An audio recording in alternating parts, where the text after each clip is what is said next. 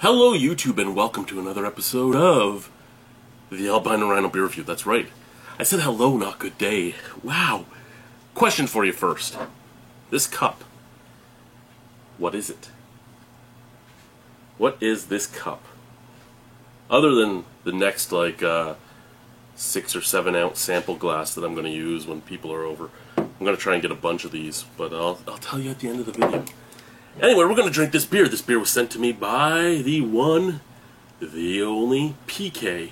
Thank you very much, PK, or Dan from boozereviews.ca. This is Big Rock's Dark Amber aged in bourbon barrels. This is from their barrel-aged editions.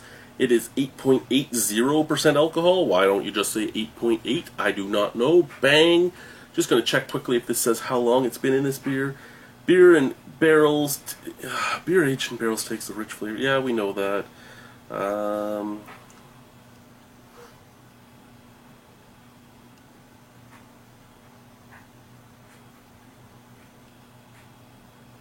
9 months. 9 months.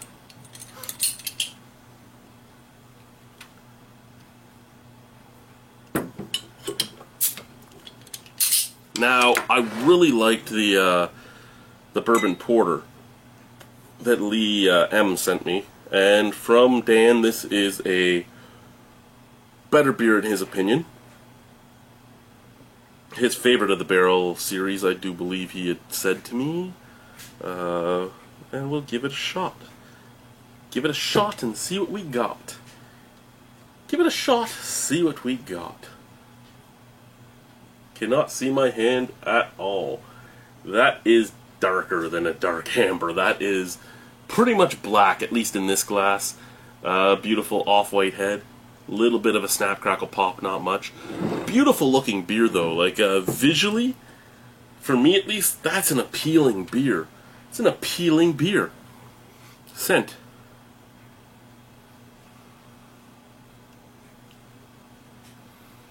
Don't get much out of that. Let's give the bottle a shot. Whoa! That's a big difference. For those that are noticing a difference in my voice, I was sick for a week. It's been about 4 days since I've been coughing up phlegm or blowing out green snot. Yeah, I know, how beautiful is that? It's still on my vocal cords, obviously. My voice is a little different, but my taste buds are back and my scent is back, and yeah. So we tried yesterday on some beers that I like, and everything was good. A few days before that, I couldn't even drink them. So we're back. We just sound a little different. Very, very tannic as well.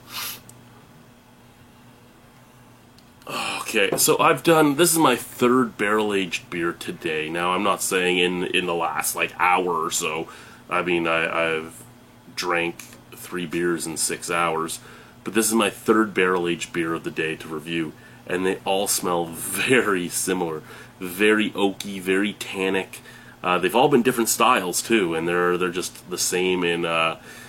I don't know if maybe the sickness has made my taste buds and my scent receptors a little more prone to oak than usual, but this very much tongue depressor dryness to me,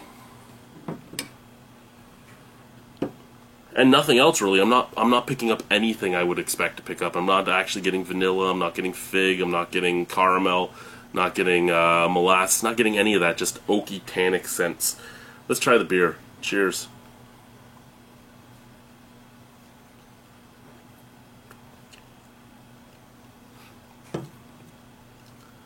Okay, that tastes a lot like a red. You get that beautiful malty sweetness up at the forefront, that caramel maltiness mixed with some molasses, just dark, rich, almost caramelized sugar flavors.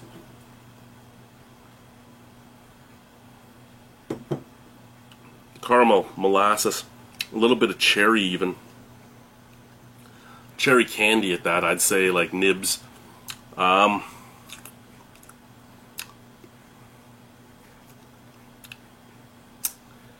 Then we fade into the barrel. The forefront is very much just amber ale. The back end, very much the barrel. An almost smokiness of just a burnt charred wood, a smoky burnt charred wood, and an oak dryness.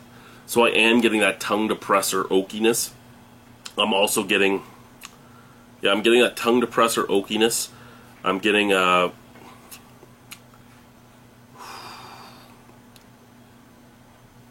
almost, like I said, a charred wood as well, just a burnt flavor, and a roastiness.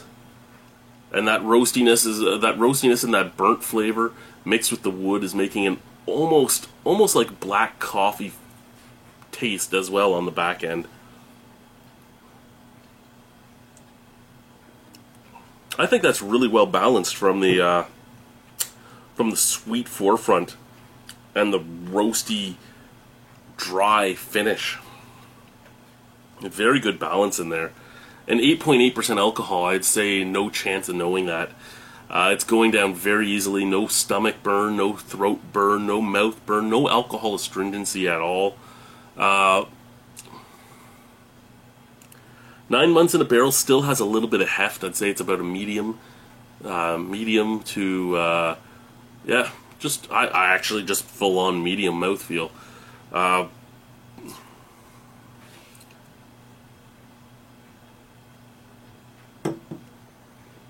Carbonation's a little harsh on the tongue, just very, very slightly harsh on the tongue. That sounds like an oxymoron, doesn't it? It doesn't sound like it makes sense. How about this? Very slightly over the threshold of acceptable to harsh. Very slightly in that harsh spectrum. You know, like if here was the end of the acceptable to harsh spectrum, it's like here. Just barely into it. It just attacks the tongue a little bit. So there's a little bit more carbonation than I would expect for something that was in a barrel for 9 months. Again, who cares? A lot of breweries force carbonate afterwards. This one might. It doesn't look like they put any brewer's yeast in here, though, because there's no head on there. Inside joke. Sorry. Excuse me. Oh, excuse me. Excuse me. Not quite as tasty on the burp as it is just going down. That's okay, though. All in all, I think this is a very well-made beer. All in all, I think it is a very well-balanced beer. And all in all, for me at least, I don't think it's as good as the one Lee sent me. I do think it is very good. I just don't think it's as good, to me at least, as the one Lee sent me. Is there anything I would change on this? No, not really. I think it's pretty much great the way it is. It's 99% garbage. No, it's well made. As much as I'm not going to give it 100% or anything like that, I don't think there's anything I would change, because I don't think there's anything per se that I could do to this to make me like it or dislike it more. I don't think this taste profile is something that I could easily just tweak to make it better. I think it is what it is, and it does what it does really well, and it's going to get you drunk, yet taste good at the same time.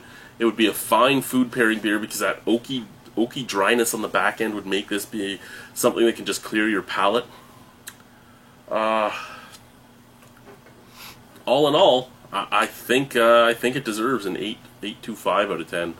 I was going to give it higher, but I think an 8.25 is where I would probably put it.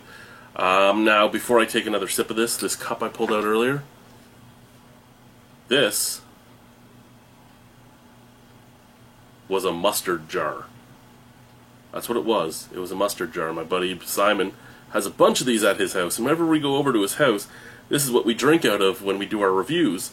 And then he came over one day, a few weeks ago, with this full of German mustard. And he's like, hey, you can keep it, and when you're done with it, you get a new drinking cup. And I giggled, because now I know where he gets all of his cups, because he goes and buys, like, these $2 bottles of German hot mustard in them. And then he has a drinking cup. So really, if you think about it, because these would be like $1 at the dollar store, actually probably $1.25, it's paying 75 cents for a fucking cup of mustard. That's good mustard. Anyway, guys, have a wonderful evening. Thank you, Dan.